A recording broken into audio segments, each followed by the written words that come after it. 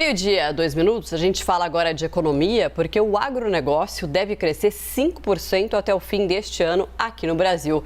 É o que mostra um estudo realizado pela Fundação Getúlio Vargas. Com isso, o segmento deve ser um dos setores que promete impulsionar o PIB de 2022. Sobre esse assunto, a gente vai conversar agora com a Silvia Matos, que coordenou essa pesquisa pela FGV. Silvia, muito boa tarde, obrigada por falar com a gente.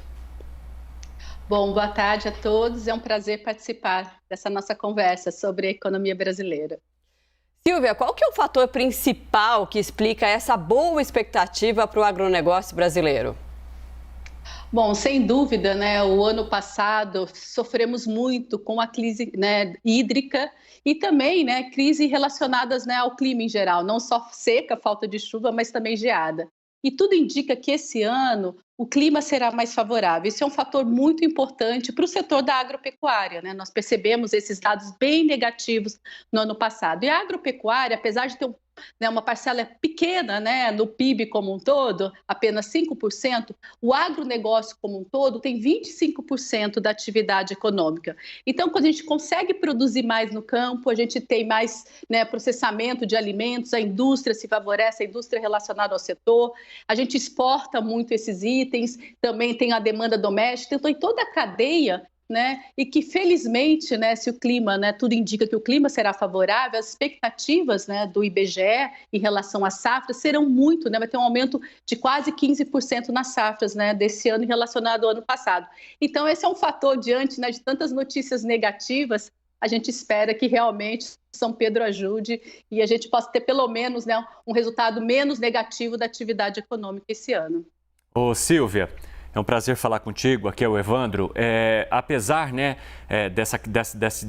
dessas estimativas de recordes, a gente teve aí a Confederação Nacional da Agricultura bem no finalzinho do ano, falando sobre a permanência do Laninha, esse fenômeno que gera ali o resfriamento das águas do Pacífico e que traz uma série de modificações climáticas em várias partes do país, inclusive no Sudeste e no Sul, que tem uma grande produção aí, né, importante para o agronegócio. Então, provocando seca no momento que não tem que provocar, ou chuva demais no momento e na região que não deveria provocar. E a CNA indica a permanência do Laninha ainda até o verão, agora de 2022. A Conab, também a Companhia Nacional de Abastecimento, aponta aí um efeito climático adverso na região sul, até falando um pouquinho sobre a questão da soja ou sobre esses produtores serem prejudicados. De que forma que essas questões climáticas entram nessa avaliação que vocês fazem neste momento? Bom, com certeza, né? Os riscos climáticos são muito elevados, né? Nós iniciamos, por exemplo, o ano passado com uma perspectiva bem mais favorável do ponto de vista da agropecuária como um todo, né? E nós percebemos ao longo do ano até uma intensificação muito mais exacerbada do que inicialmente previsto. Então, não gostaria aqui de deixar de mencionar que os riscos climáticos, eles entraram no radar, né? A gente tem uma expectativa e isso pode mudar ao longo do ano. Então, seria realmente, né, um cenário mais negativo, sem dúvida, né? Eu acho que é isso que a gente tem que ressaltar. Isso tem que ter um risco, né, climático presente em todas as previsões. Nós não incluímos ainda, nós usamos as perspectivas, né, do IBGE de relação às safras, né? E isso tem sempre um risco climático. A gente tem visto até, pelo menos quando a gente compara com pandemia, né, a gente acha que o ciclo, né, mais negativo, né, das ondas de pandemia também se acabam, também dos riscos climáticos. E eu acho que o fator mais importante aqui é que a gente tem que levar em conta, sim, o clima, né? Não só em relação a evitar, né, tentar amenizar os impactos sobre desmatamento, né, e sobre o clima em geral, ou seja, faz parte da economia não só pensarmos, né, em política econômica relacionada à inflação, juros. A discussão climática ela entrou no radar porque ela tem impactos econômicos severos, não só, né, para o agronegócio, mas para a economia como um todo, geração de renda e inflação, né? A gente sabe que sofremos muito recentemente com uma inflação muito alta de alimentos, isso tem impacto social, né? Então, realmente, a questão climática, ela tem efeitos não só, né, questões de atividade econômica, mas também questões, né, de sociais, aumentando ainda mais pressão por gastos sociais quando você tem uma inflação de alimentos, porque os mais pobres são os mais prejudicados com alimentos em alta. Então, a questão climática, eu digo assim, é talvez um dos fatores aí que a gente tem que dar muito mais atenção, e acho que a agenda, né, do próximo governo tem que ser realmente, na eleição, discutir questões climáticas, e a gente tem um potencial, sem dúvida, de amenizar os impactos climáticos da economia brasileira. Era até esse ponto que eu queria abordar com você, Silvia. A gente poderia estar numa situação ainda melhor e diante do cenário que a gente tem aqui no Brasil, o agronegócio deve ter uma participação maior em termos de crescimento da economia?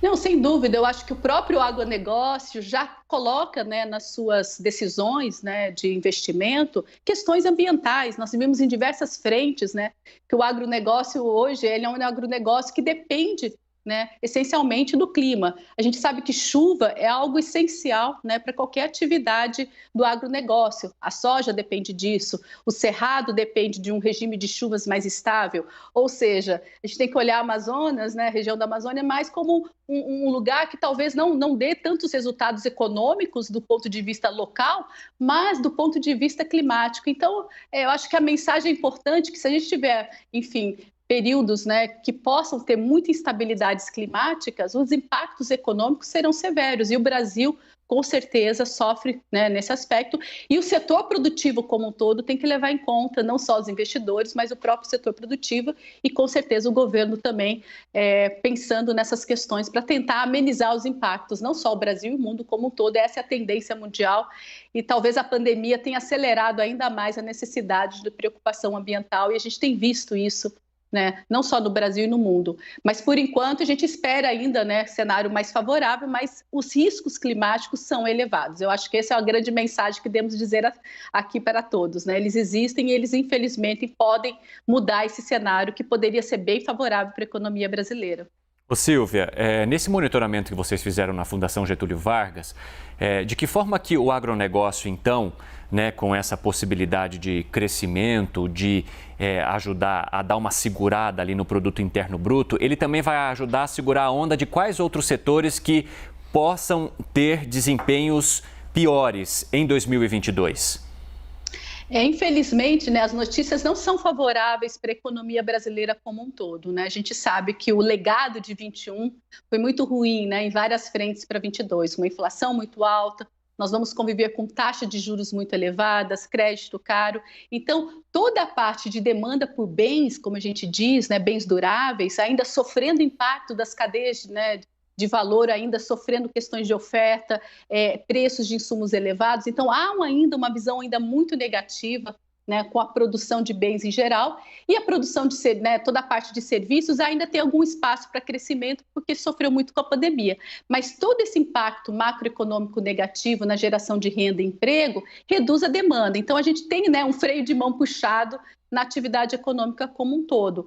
E isso faz com que esses setores que são mais imunes à política monetária, né, como não só a agropecuária, mas também, por exemplo, né, toda a parte da indústria extrativa no Brasil, a parte de serviços ainda que podem normalizar, de acordo, né, que sofreram muito com a pandemia, acabam segurando, né, evitando talvez uma recessão. Mas eu sempre gosto de lembrar que a gente era para estar crescendo muito esse ano, né, porque a gente ainda não recuperou a tendência pré-pandemia de crescimento, né? A gente ainda está muito distante e o ano vai ser muito desafiador. Então, tendo notícias negativas nesse fronte, né, do agronegócio como um todo, seria uma notícia muito negativa e talvez, eventualmente, né, a gente não consiga escapar de uma recessão esse ano se a gente tiver notícias negativas nesse fronte também, porque está sendo um fator importante para um melhor resultado e desempenho da atividade esse ano em relação ao ano passado.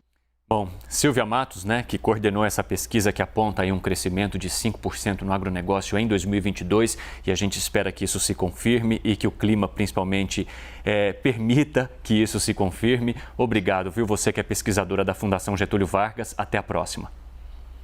Obrigada, até a próxima.